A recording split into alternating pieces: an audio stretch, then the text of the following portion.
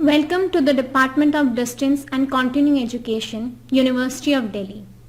Master of Business Administration, Semester 1, Core Course MBA FT 6103, Managerial Economics.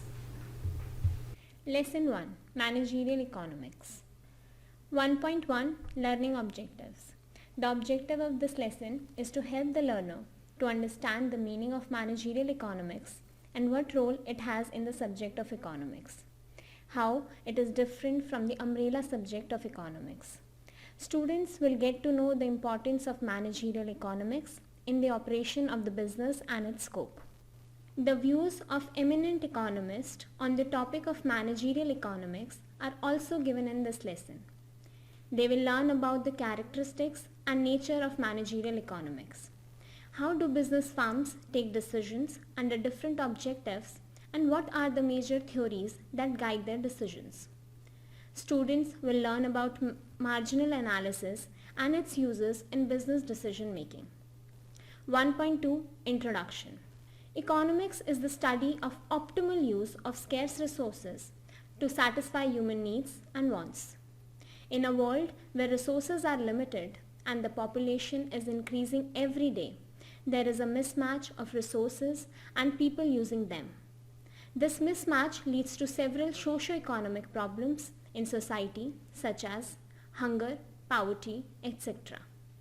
There is a race to hoard as many resources as possible and accumulate wealth disproportionately by the powerful people of the society.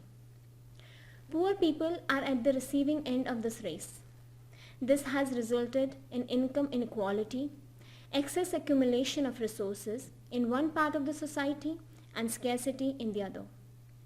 The study of economics is one way to solve this problem of imbalance and irregular and artificial distribution of resources and wealth. Therefore, it is imperative to learn to manage the resources in the best way to serve the needs of all. Economics is all about learning to manage resources in the best manner. The same problem can be seen at a micro level also, say in a firm.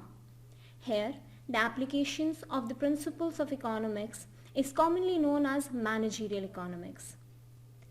Managerial economics is the study of the accumulation of the resources available to a firm or management to produce goods and services.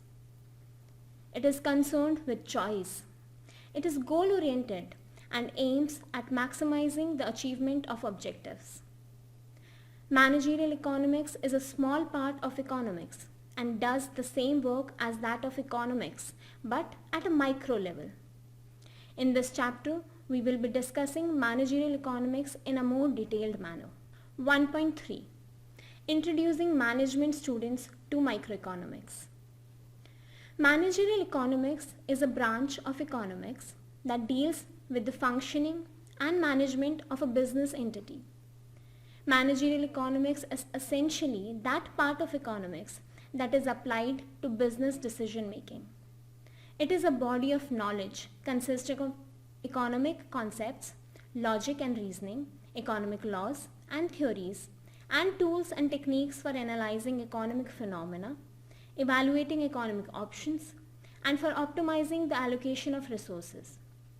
Economists have defined managerial economics according to their perception of the subject. Managerial economics is the study of economic theories, concepts, logic, and tools of analyzing that are used in analyzing business conditions with the objective of finding an appropriate solution to business problems. As regards to its nature, managerial economics can be considered primarily as applied microeconomics. 1.3.1 Meaning and definition of managerial economics. After the publication of the book Managerial Economics by Joel Dean in 1951, managerial economics as a subject gained popularity. Managerial economics can best be understood as the application of concepts of economics and decision making at the managerial level of the business entity. It conducts economic analysis for identifying problems, organizing information, and evaluating alternatives.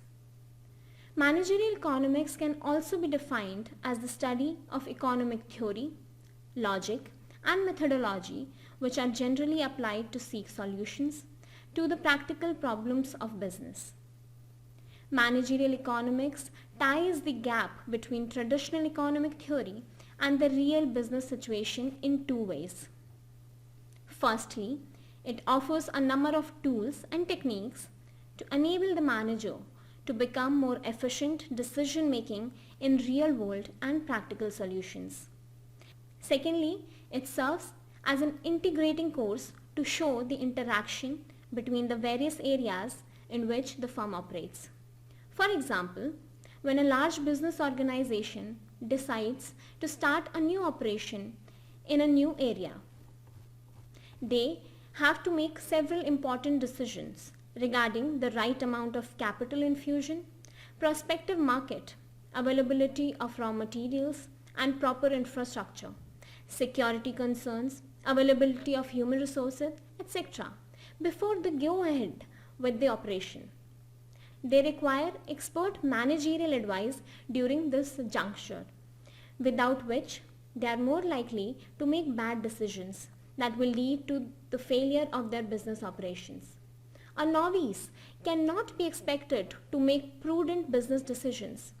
Knowledge of managerial economics becomes essential, and only the people having expertise in managerial economics are equipped with the necessary skills and knowledge to make these important decisions for the business. Managerial economics also plays the same role when a business entity expands its area of operations. They do try to replicate their existing business practices, which again are based on principles of managerial economics, but even then they require a manager who has a clear understanding of managerial economics to provide optimal solution to managerial decision making problems. Managerial economics is often called business economics or economics of the firm in management studies. Both the terms, however, include economics as a basic discipline useful in certain functional areas of business management. The term managerial refers to the function of management. The main functions of management are decision making and forward planning. Decision making means the process of choosing from among available alternatives to achieve the firm's established goals. A managerial team is always expected to come up with all the possible alternatives and select the best alternative. Sometimes this exercise of selecting the best alternative can become tedious exercise and has a tendency to delay the decision making process. But with the right knowledge and centralizing the interest of the business, the best alternative can be found and selected quickly. This is what decision making is within a business. Forward planning, however, to making plans for the future. A business organization cannot be run on narrow-mindedness. It needs to have profoundness. Managers are required to plan, to keep in mind the future of the business. A narrow approach would only lead to the failure of the business. The long approach always works for the better. The plan cannot be made keeping in mind the lifetime of the owner of the business, but keeping in mind the lifetime of the business, which is supposed to be indefinite. Managerial economics takes the help of decision-making sciences or quantitative methods.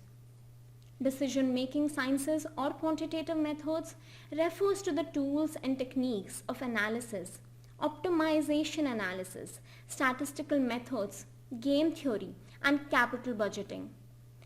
Decision-making sciences make special use of mathematical economics, econometrics, to derive optimal solution to managerial decision-making problems and other optimization and forecasting. It is fundamentally concerned with the art of economics making rational choices to yield maximum return out of minimum resources, an effort by making the best selection among alternative courses of action. the subject matter of the business, go through economic analysis, and that can be helpful in solving business problems, policy, and planning. Managerial economics definition by different economists. Managerial economics consists of using an economic model of thought to analyze business situation by Malcolm E. McNair and Richard S. Managerial economics is the integration of economic theory with business practice to facilitate decision making and forward planning by management. Definition given by Milton H. Spencer and Sigelman. The purpose of managerial economics is to show how economic analysis can be used in formulating business policy. Definition given by Joel Dean. Managerial economics is a study of the behavior of firms in the theory and practice. Definition given by Bates and Parkinson. Managerial economics is concerned with the application of economic concepts and economic analysis to the problems of formulating rational managerial decision. Definition given by Mansfield. Thus, managerial economics is an attempt to use economics and economic logic in formulating business policy. It is the body of economic knowledge used to examine business problems for making appropriate business decisions and formulating business plans. 1.3.2 Characteristics and nature of managerial economics. First, microeconomics in character. Microeconomics is the branch of economics that deal with individual units of the economy. These individual units may be a person or firm or group. Managerial economics is concerned with the analysis of and finding optimal solution to decision-making problems of business or firms. So it is microeconomic in character. Decision-making in a firm or business affects them but has minimal effect on the economy of a country, thereby microeconomic in nature. Point 2. Pragmatic. It avoids difficult and abstract issues associated with the analytical tool and techniques of economic theory, which are helpful in decision making in business. Managerial economics is all about the individual touch in the decision making process, avoiding complexities of organizational dictation or theoretical economics principles. Dealing with every issue individually is the primary approach of managerial economics, which is more pragmatic. Point number 3. Theory of the firm or economics of the firm. It mostly uses the body of economic concepts and philosophies, which is known as the theory of the firm or economics of the firm. As firms or business organizations work distinctly than other government or non-government organizations, think tanks, etc. Many economic principles are developed keeping in mind the macro nature of the economic policy, making therefore they are unfit to be applied to a firm. Government organizations follow a welfare approach in their operations, and many non-government organizations also follow different approaches based on their individual agendas and areas of operations. But firms or any other business organization are in the business of making money for their promoters. Profit is one of the main goals of firms or businesses and therefore cannot be run using the same theory of economics that applies to other organizations mentioned above. This distinct style of functioning is one of the major reasons for the development of managerial economics. Point number 4. Normative economics rather than positive economics. The main objective of economic theory confines itself to descriptive hypothesis, trying to generalize about the relation among different variables without judgment about what is desirable. Normative economics, on the other hand, prescribes what ought to be. That is, it distinguishes the ideal from the actual. Managerial economics is prescriptive, not merely descriptive. Therefore, follows a real-world approach. Point number 5. Goal-oriented and prescriptive. Analyzing the managerial problems and goal of the organization of business units, managerial economics aim at finding out optimal solution to the business problems of firms. In other words, it is problem solving and goal oriented. Point number 6. Conceptual and metrical. Managerial economics is based on a sound framework of economic concepts. Its subject matter is not an arbitrary collection of prescriptions. It aims to analyze business problems based on established concepts, thus it is conceptual and metrical in nature. Point number 7. Managerial economics deals with the application of economics. Managerial economics is the branch of study that deals with economic theory and its application to business management. Managers need to understand pertinent aspects of economic theory like demand, supply, production, pricing, markets, etc. It helps them in managing businesses in a structured manner with the application of the principle of economics to managerial decision making. Some of the important aspects of economic theory which can be applied to business management are as follows. Demand analysis.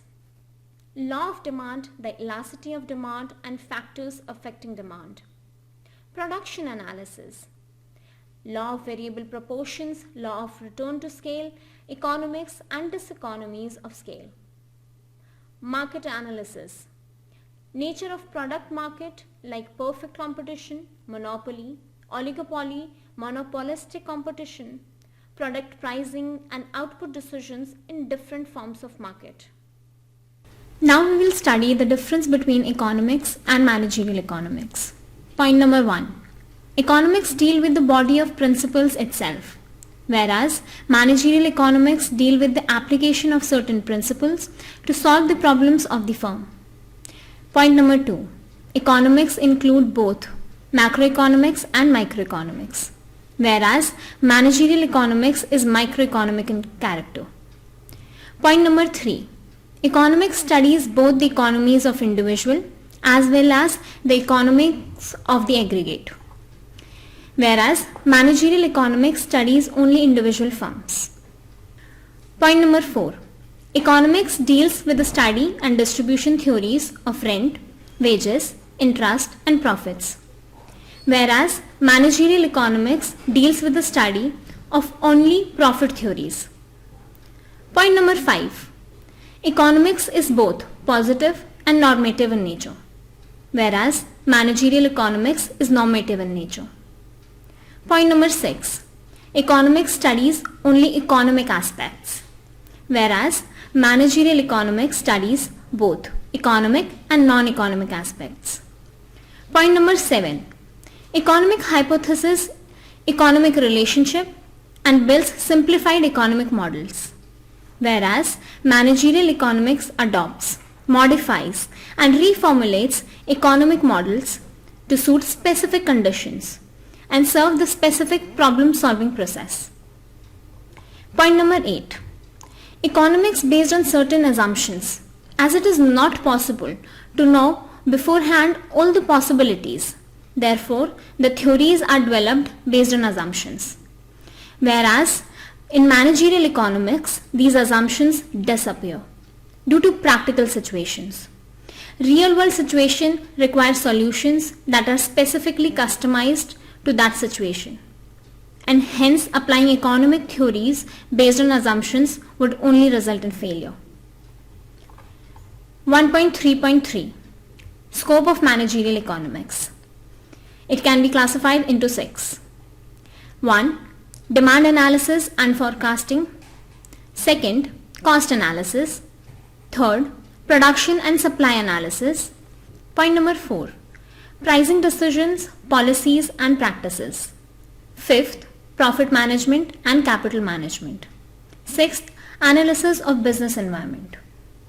Now let us study demand analysis and forecasting. A business firm is an economic organization that is engaged in transforming productive resources into goods that can be sold in the market. A major part of managerial decision making depends on accurate estimates of demand.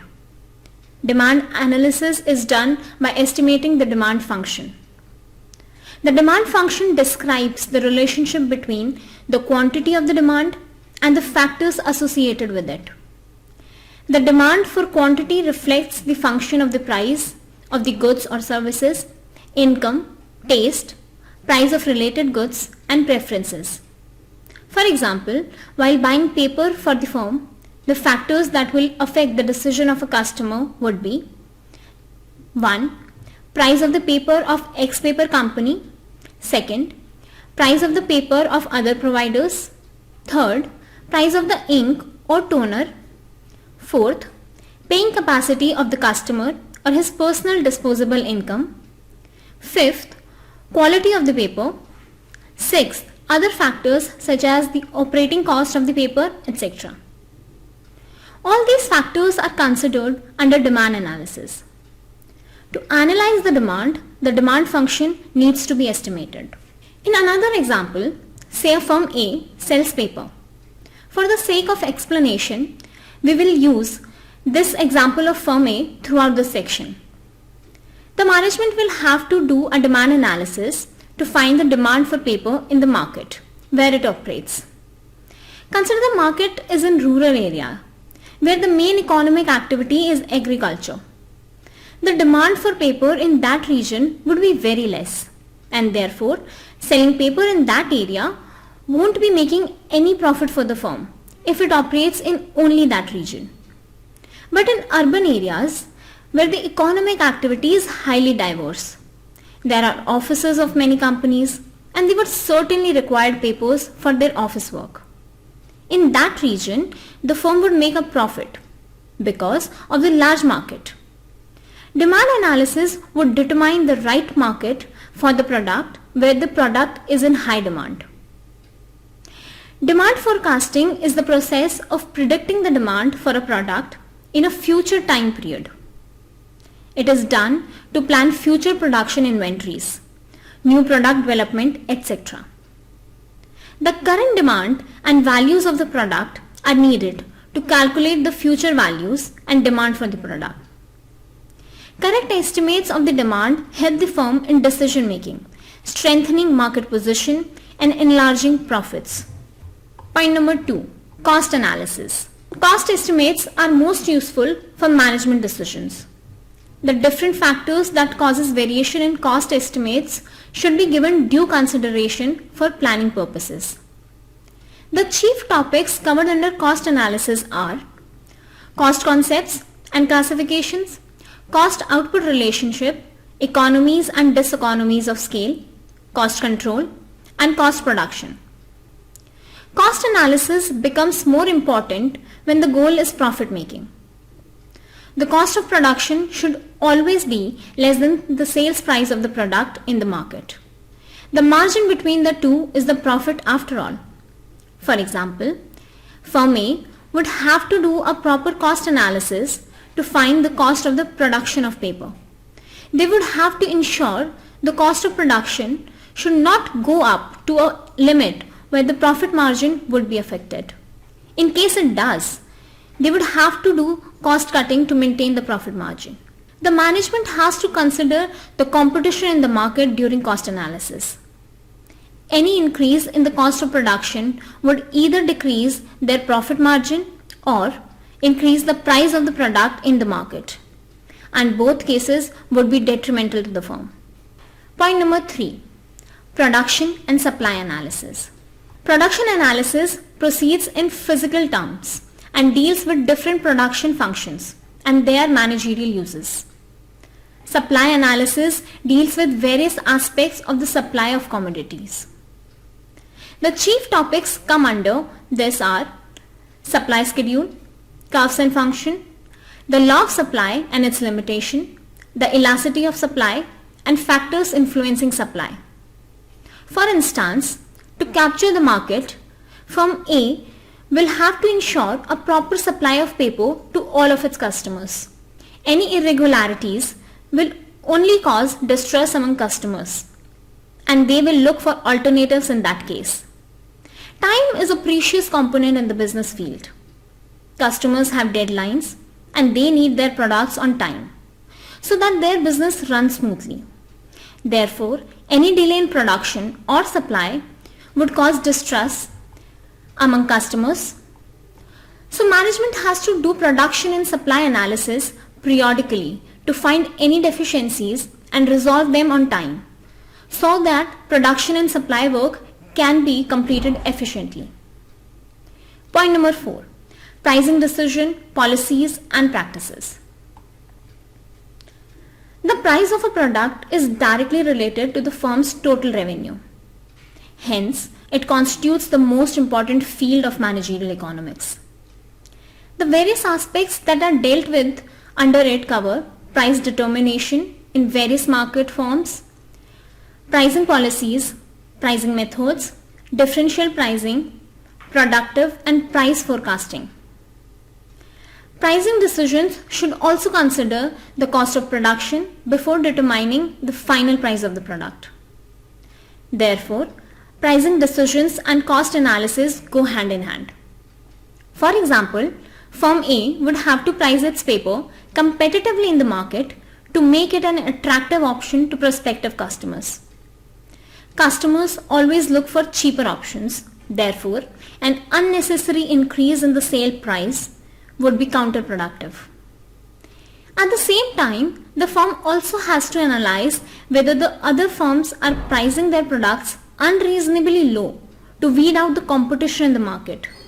In that case, the firm should price its product reasonably. There would be some monetary loss for a short time, but in the long term, it would be beneficial as no one can afford to lose money for that long. Therefore, cost analysis should always be done in line with pricing decisions.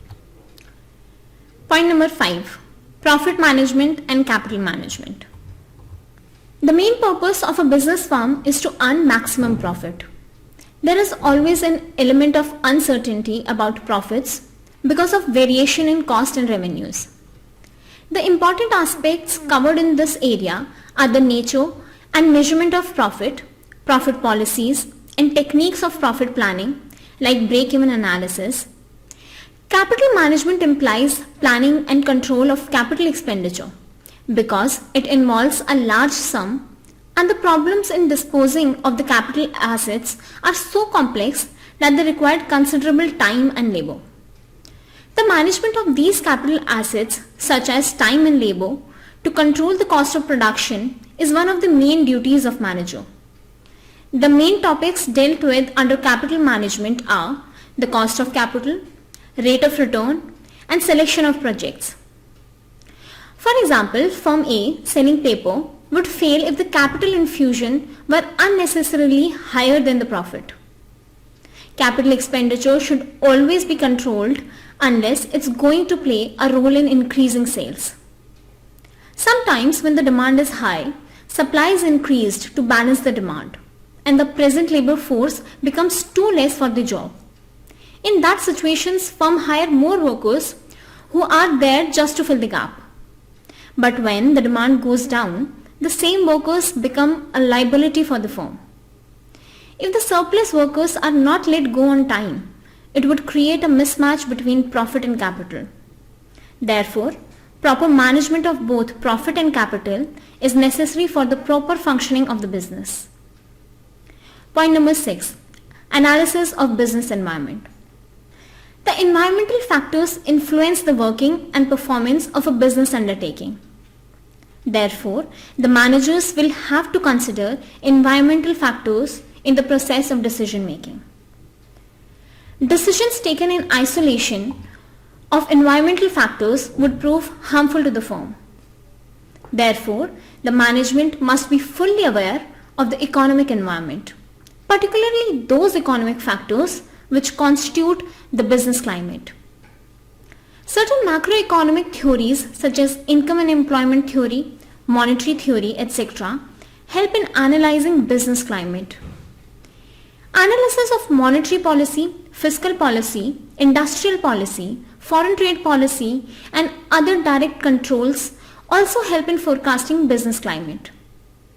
Therefore, macroeconomic theory and government policies are also included in the scope of managerial economics. For instance, firm A would have to take into consideration the economic environment of the region where they are operating. Say, in times of recession, the firm would have to decrease the supply and should have buffer money or an emergency fund to survive during this difficult time. It should plan for any unforeseen calamity. Other factors such as law and order in the area, inflation, etc. can also affect the business of the firm, and therefore the same must be properly planned and managed. 1.4. Decision of business firms under different objectives. Meaning of firm. A firm is an organization that combines and organizes resources for the purpose of producing goods and services for sale. In other words, a firm is a unit engaged in the production of goods and services. A firm can be small, medium and large, sole proprietorship, partnership and corporations, public sector, private sector or joint venture. A firm has many objectives which include desired outcomes, strategy or policy to achieve their goals, or consumer satisfaction. The economists differ in opinion regarding the objectives of the business firms. According to classical economists, the main aim of the firm is to earn maximum profit. The reason for this is that earlier, owners of the firm were mostly called organizers. For example, managers or organizers were the owners of the organization themselves. The interest was in profit maximization. But in the modern period, the importance of joint stock companies and partnership has been increasing. In place of sole entrepreneur or partnership, the owners of joint stock companies and partnership are a large number of shareholders who reside in different places. The actual management of these companies is in the hands of their appointed managers. These managers get salaries for the work rendered and certain other facilities like free accommodation, car, etc. The main interest of the shareholder of the joint stock company and partnership is in the profit of the company. But the interest of the manager is not only earning profits for the firm, like increasing the sales and development of the company, but also increasing their own salaries and other facilities. The manager tries to ensure that the company may go on earning adequate profit. 1.4.1. Major theories of business firms under different objectives. Objective 1. Profit maximization. Nicholson and Williamson. Profit maximization is the only objective of business firms and is the main assumption of traditional economic theory. It also forms the basis of conventional price theory. Profit maximization is regarded as the most reasonable and analytically the most productive business objective. Under the assumptions of given taste and technology, the price and output of a given product under perfect competition are determined with the sole objective of maximizing profits. Profit maximization theory conditions. Condition number 1. Marginal cost is equals to marginal revenue. Condition 2. Marginal cost must be rising at the point of equality between marginal cost and marginal revenue. If marginal cost is less than marginal revenue, total profits are not maximized. If marginal cost is more than marginal revenue, the level of total profit is being reduced. Whereas if marginal cost is equals to marginal revenue, profits are maximized. Therefore, the difference between total revenue and total cost should be maximum. Second, Baumol's model, revenue maximization model. The basic principle of this theory is that the objective of the firm is sales maximization rather than profit maximization. Sales here means total revenue earned by the sale of goods. According to this theory, once profits reach an acceptable level, the goal of the firms becomes the maximization of sales revenue rather than the maximization of profit. Managers pursue those goals which further their interests. Sales revenue trend is a more readily available indicator of firm performance. Third, Maris model growth maximization.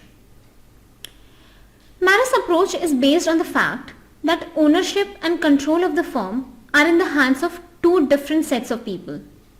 According to this theory, the rate of growth and potential of growth are the standards used to measure the success of the firm. The managers of the firm aim at the maximization of the growth rate, and shareholders or owners aim at the maximization of their dividend and share price of the firm.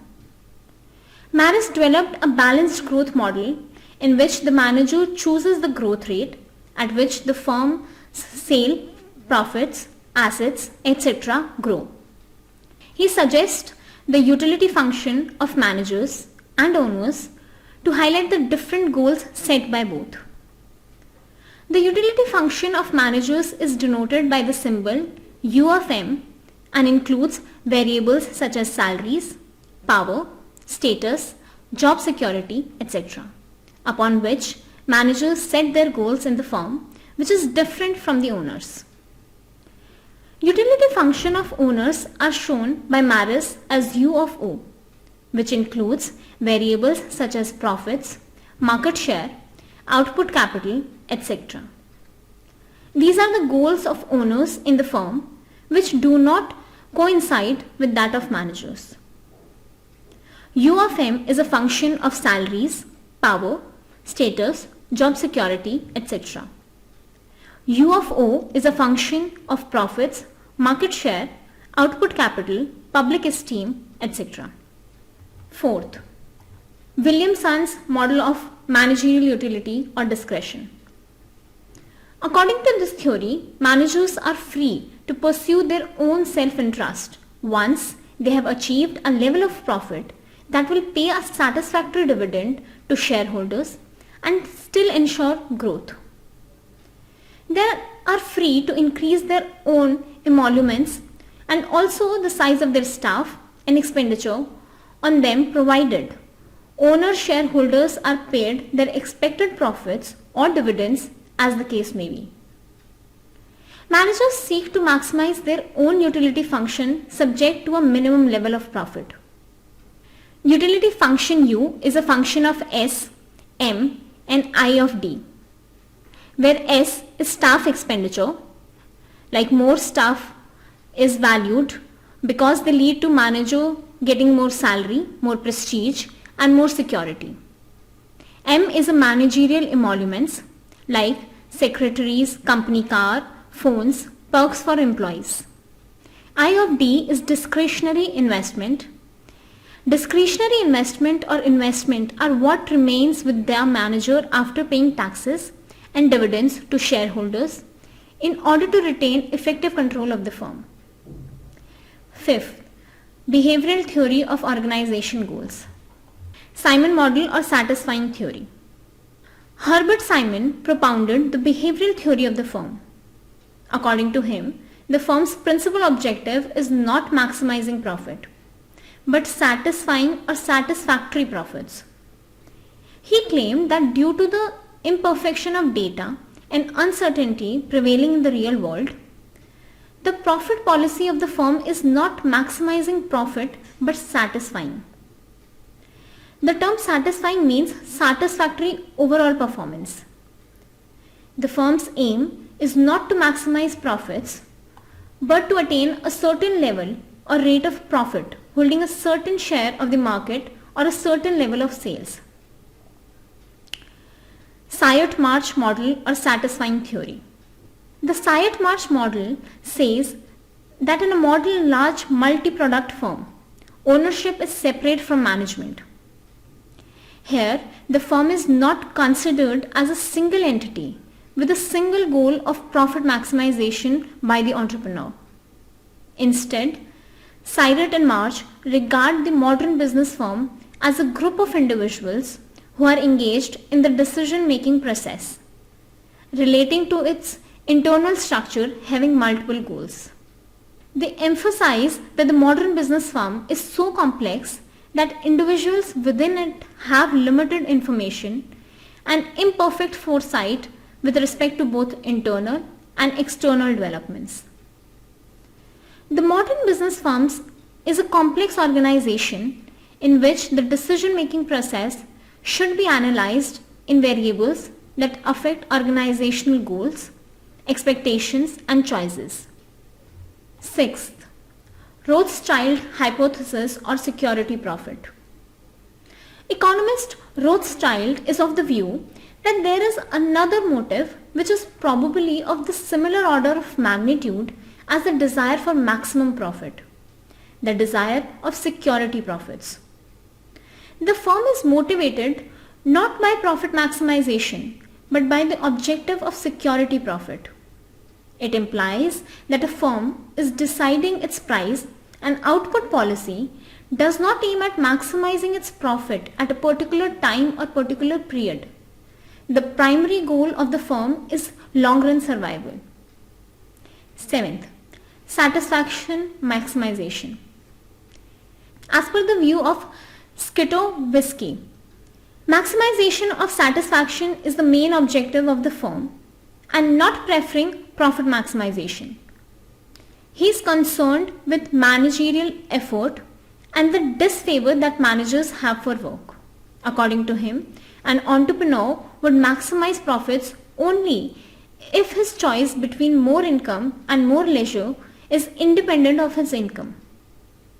It is due to the fact that after a certain level of profits, the psychology of the entrepreneur will be to give more preference to leisure in comparison to profits. In other words, the supply of entrepreneurship should have zero income elasticity. But an entrepreneur does not aim at profit maximization. He wants to maximize satisfaction and keep his efforts and output below the level of maximum profits. 1.4.2 Managerial Economics and Decision Making. The term managerial refers to the function of management. The main functions of management are decision making and forward planning. Decision making means the process of choosing from among available alternatives to achieve the firm's established goals. Managerial economics is concerned with the decision making process, decision model, and decision variables at the firm level. The managers within the firm think, take, and execute decisions, either individually or collectively. These decisions may be scientific or intuitive, strategic or tactical, certain or uncertain, major or minor, hard or soft.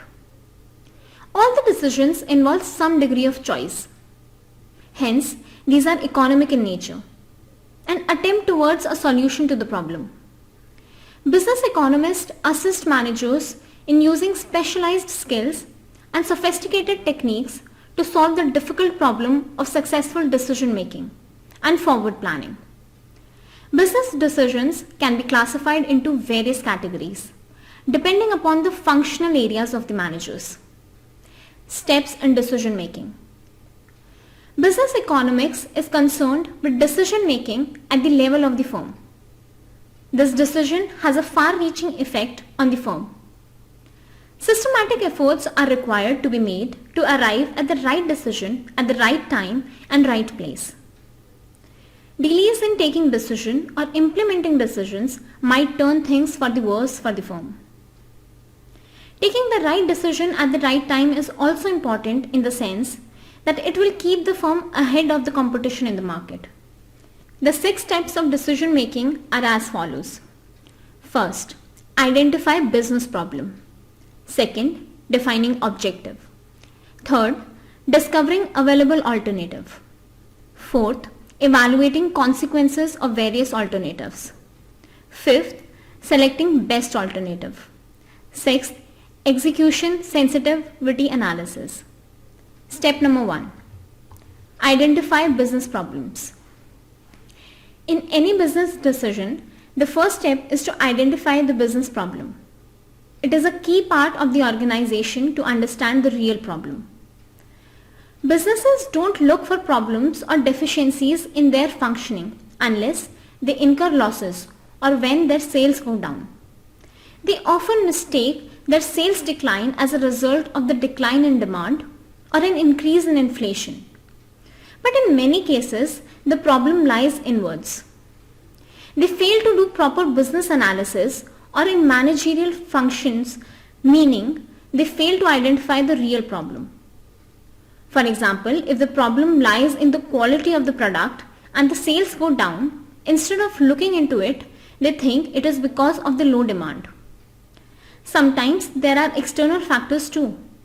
A change in the governmental tax policies or a real demand problem, etc. can also cause problems.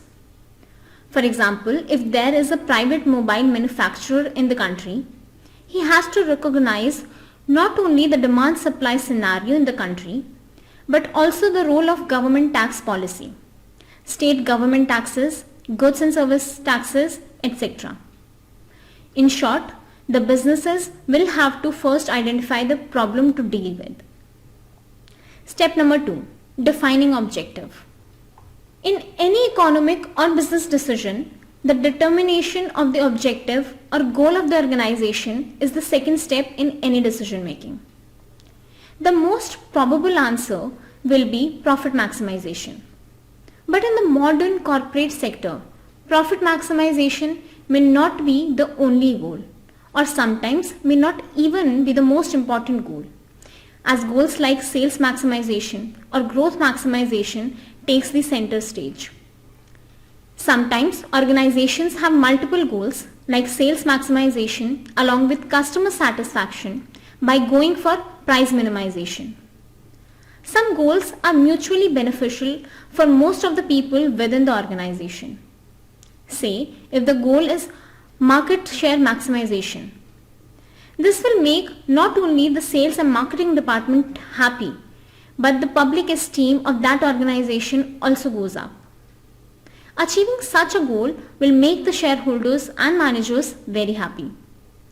A crucial factor in determining the objective is the time horizon set to achieve the goal. Further, the presence of risk and uncertainty, which makes the process of determining the objective a challenging job, should be seriously considered. Step number 3, discovering available alternatives. The third step involves searching for an answer to the question, what are the various options available? In other words, one has to explore all available alternatives.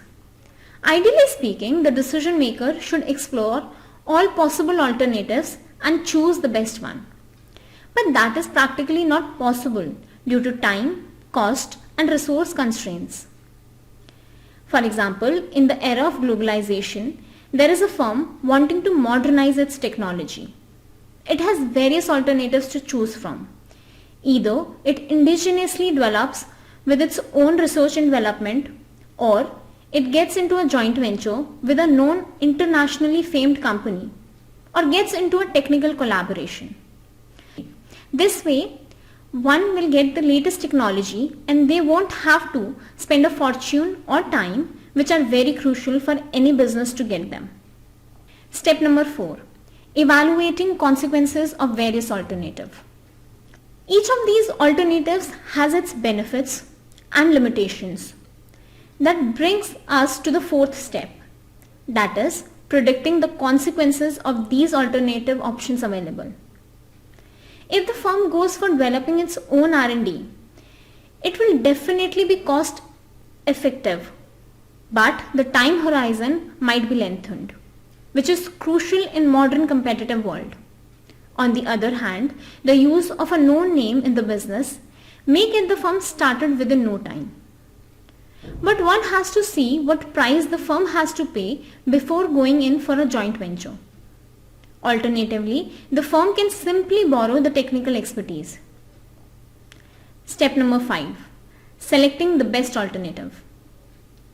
The most important step, that is the fifth step of decision making, after exploring the alternatives, is the decision maker has to choose one of the alternatives, which is the most optimal and coincides with the stated objective. A variety of tools are used to reach the optimal decision, like marginal analysis, linear programming, game theory, etc. Step number 6. Execution sensitivity analysis. Keeping the uncertainty about the future in mind, one must always be prepared for the situation. How should one change his optimal decision, or how will the optimal decision change if one or some of the factors affecting the decision undergo change? This is precisely the sensitivity analysis and is the sixth step in decision making. For example, an automobile company has entered into a joint venture with a known name in the international field with the objective of sales maximization. A vital sensitivity analysis will be what happens if there is a recession in the economy and per capita real income of middle class Indians falls, leading to a fall in the demand for passenger cars. Further, it is important to note that even after implementing the project, its performance must be monitored vis-a-vis expectations so that projection errors are minimized in the future. 1.5. Marginal analysis and its uses in the business decision making. Marginal analysis is a process by which businesses examine the variable change in adding or buying one unit of a good or service in a present setup. In simple words, businesses calculate the net benefits of adding or buying one more unit of a good, service or business activity in comparison to its cost. Generally, there would be a marginal change in value, either positive or negative, when adding one more unit of product. Therefore, the name marginal analysis. For example, in a factory, 10 machines are used to manufacture plastic toys. The owner wants to expand his business, but he doesn't know if the expansion would be good for the business or not. He can do the marginal analysis to check the feasibility of expansion by calculating the net benefits of adding one more machine in the factory over the cost of installing the machine. If the calculation suggests a benefit, he can go for the expansion, otherwise not. When resources are scarce, managers have to be careful about utilizing each and every additional unit of resources or inputs. For example, if one has to decide whether an additional manpower or machine power is to be used, it is necessary to ascertain what is the additional output expected from it.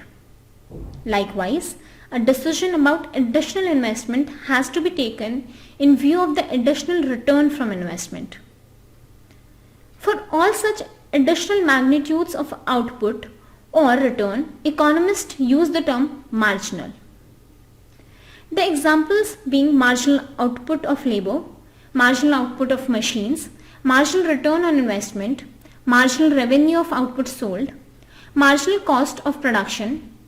Before using the concept of marginalism, the following points are worth noting. Point number 1. Nature of relationship among variables be clearly stated. This means that the dependent variable is to be distinguished from the independent one. For instance, if sales depend on advertisement and advertisement is an independent variable and sales is the dependent variable. And one would talk of marginal sales of advertisement.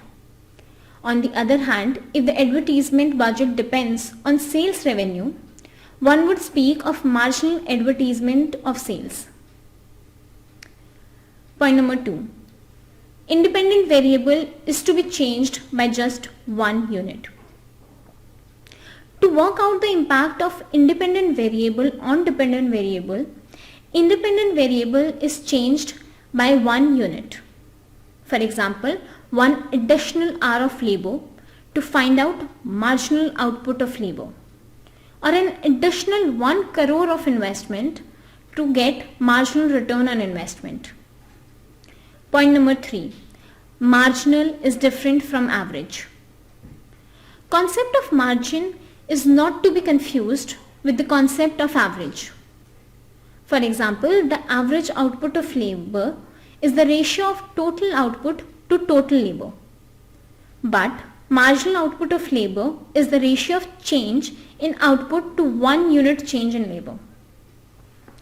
Marginal analysis is the study of variables in terms of effect that would occur if they were changed by a small amount. Marginal is defined as changes in dependent variable whose value depend on independent variable associated with 1 unit change in the dependent variable. Y is a function of x, where y is the dependent variable and x is an independent variable.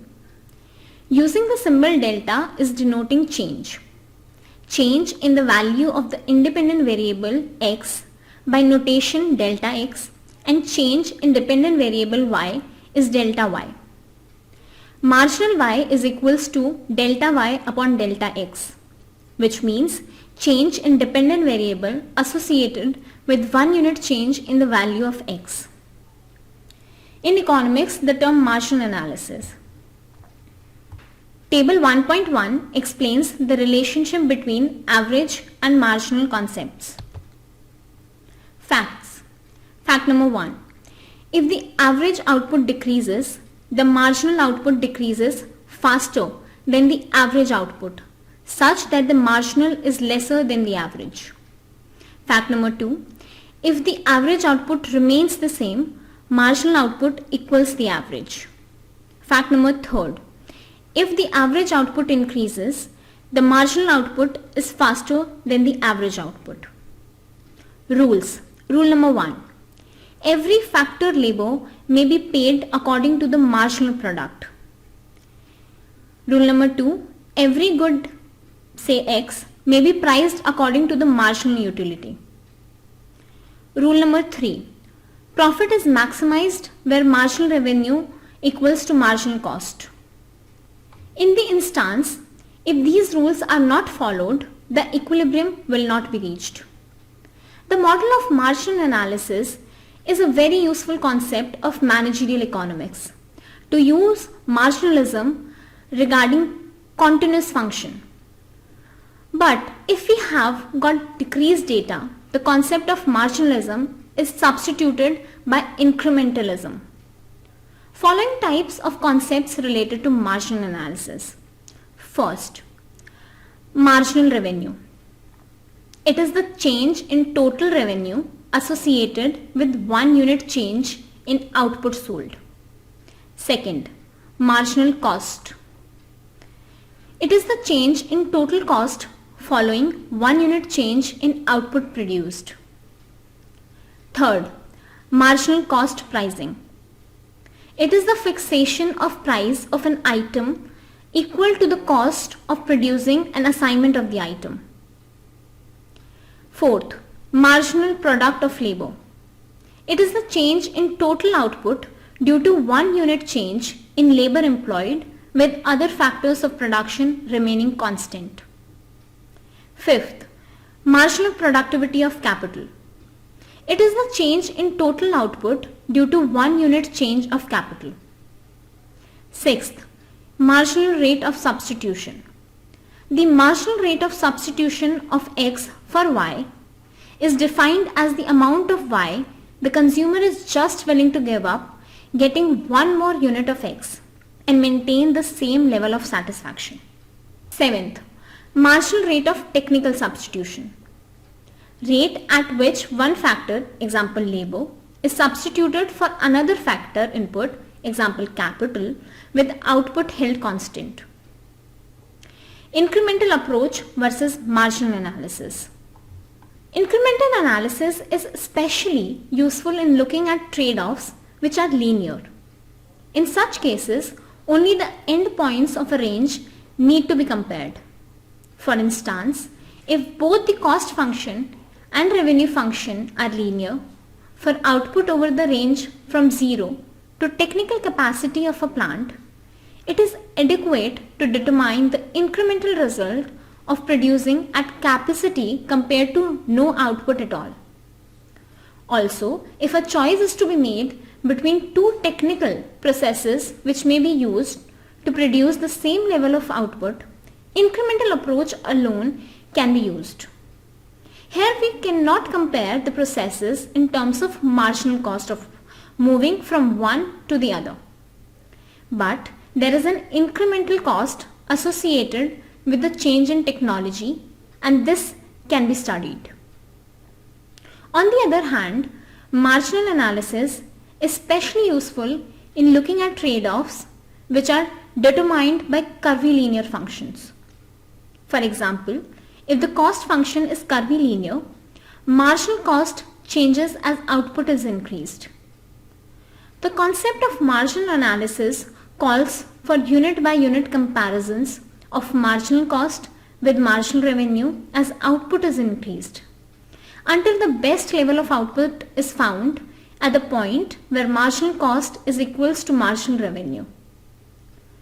Marginal analysis can be better than incremental reasoning in several other cases.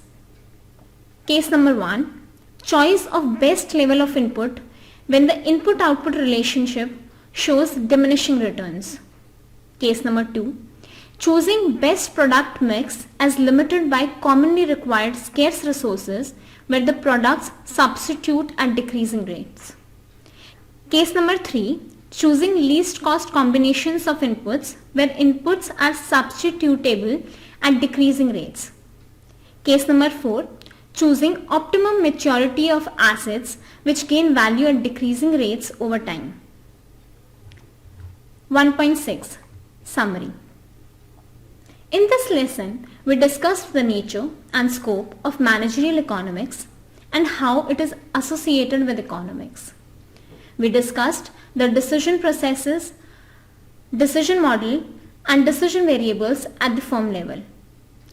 We also learned how managers within the framework think about decisions and their execution.